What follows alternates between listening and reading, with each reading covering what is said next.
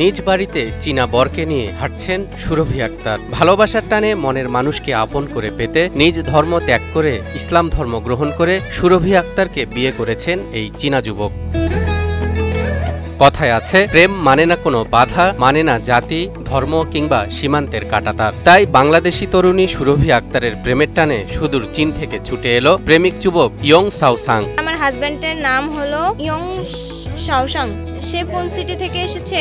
Jiangsu city থেকে। তার বাবা মায়ের নাম হলো, তার মায়ের নাম লিউ পেনহুং আর তার বাবার নাম হলো ইউয়ান জি। তবে এই মনের মানুষকে আপন করে পাওয়া এতটা সহজ ছিল না সুরভির। চীনা প্রেমিককে বর বানাতে রয়েছে অনেক কাহিনী, আছে অনেক গল্প, যে গল্পগুলো সিনেমাকেও হার মানায়।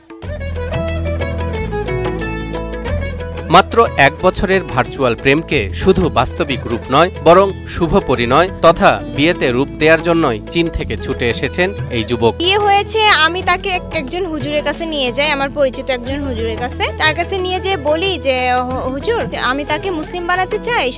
সে তো বেধর্মী আর আলাদা ধর্মের ছিল, সে তো ছোটবেলায় মুসলমানি করা হয়নি, তার খতমা হয়নি। এখন আমি তাকে মুসলিম বানাতে চাই, আমার কিভাবে মুসলিম বানাবো? বলতেছে যে তুমি মন থেকে, সে যদি মন থেকে মুসলিম হতে চায় তাহলে প্রকৃত মুসলিম, তাকে খতমা যে করতে হবে এটা ইম্পর্টেন্ট না, এখনকার কালচারে আর কি চলে। এরই মধ্যে মুসলিম রীতি অনুযায়ী এই যুগলের বিয়ের আনুষ্ঠানিকতা সম্পন্ন হয়েছে। অপেক্ষা এখন সরকারি খাতায় নাম উঠানোর। তো তখন সে কালেমা পড়ে মুসলিম হয়, হওয়ার পরে তারপরে আমাদের ইসলাম শরীয়তেই বিয়ে হয়। বিয়ে হয়ে তখন এখন আমরা আসছি শুধু কাবিনটা করাতে।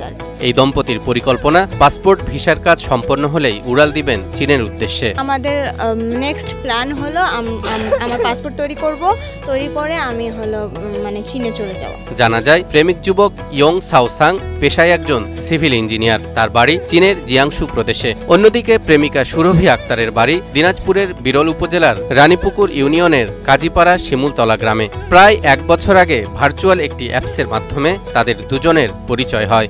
আমাদের যখন রিলেশনশিপ 9 মান্থ হয় তখন সে আমাকে বলে কি, তুমি কি আমাকে বিয়ে করতে পারবে? আমার তো একটাই ফ্রেন্ড, তুমি মেয়ে ফ্রেন্ড, ফিমেল ফ্রেন্ড, তো তুমি কি আমাকে বিয়ে করতে পারবে? তো আমি বলতেছি কি, তুমি যদি আমাকে বিয়ে করতে চাও তাহলে তোমার মুসলিম ধর্ম গ্রহণ করতে হবে। তো সে বলছে কি, আমি আমার মায়ের সাথে কথা বলি, তুমি আমার অনেক দিনের ক্লোজ ফ্রেন্ড, তো আমি আমার মায়ের সাথে কথা বলে তোমাকে জানাবো। তার মায়ের সাথে কথা বলে তার মা বলেছে, এটা তোমার লাইফ, তুমি এখন যথেষ্ট পরিমাণ বড় হয়েছো, তোমার মাথার মধ্যে ব্রেন আছে, তোমার বুদ্ধি আছে, তুমি সবকিছু বুঝতে পারবে। তো তখন সে আমাকেও জানায় যে সে মুসলিম হতে পারবে। পছন্দের মানুষকে বিয়ে করতে পেরে খুশি এই চীনা যুবকও।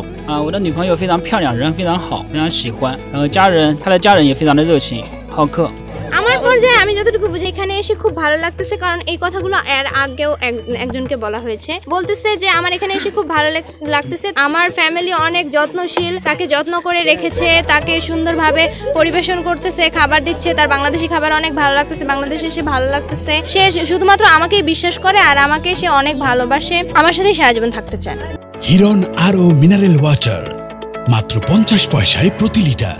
এদিকে বিদেশি এই বরকে এক নজর দেখার জন্য শত শত উৎসুক জনতা প্রতিদিনই সুরভিদের বাড়িতে ভিড় করছে। তাদের এই বিয়েকে কেন্দ্র করে এলাকায় তৈরি হয়েছে মিশ্র প্রতিক্রিয়া। চীনা জামাই পেয়ে কেউ গর্বিত হচ্ছেন, আবার কেউ বা তাদের অনিশ্চিত ভবিষ্যতের কথা ভেবে শঙ্কিত হচ্ছেন। আমার গর্ব যে আমার জামাই চীন দেশের একটা জামাই, বাংলাদেশের গর্ব, আমাদের গর্ব, কাজীপাড়ার গর্ব। শিকাগো সেই দেশে যায়, গরিব মানুষের মেয়ে যায় প্রতিষ্ঠিত হয়, আলহামদুলিল্লাহ, এটা তো আমাদের জন্য, সকলের জন্য ভালোই।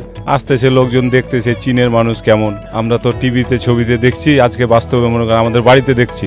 আমরা চাই ভালো থাকুক, এখন সে যে কেমন থাকবে তা তো আল্লাহ ছাড়া কেউ জানে না। দেখা গেল ওনার ভালো মন্দ উনি কিন্তু বলতেছে আমরা যাব, কিন্তু যাওয়ার পরে কি দৃশ্য দাঁড়াবে আমরা তো এটা বুঝতে পারতেছি না। তবে যে যাই বলুক, সুরভি চীনের ছেলেকে বিয়ে করায় তার পরিবারের লোকজন বেশ খুশি। হতদরিদ্র বাবা মায়ের আশা, তাদের জামাই মেয়েকে নিয়ে চীনে বেশ সুখেই থাকবে।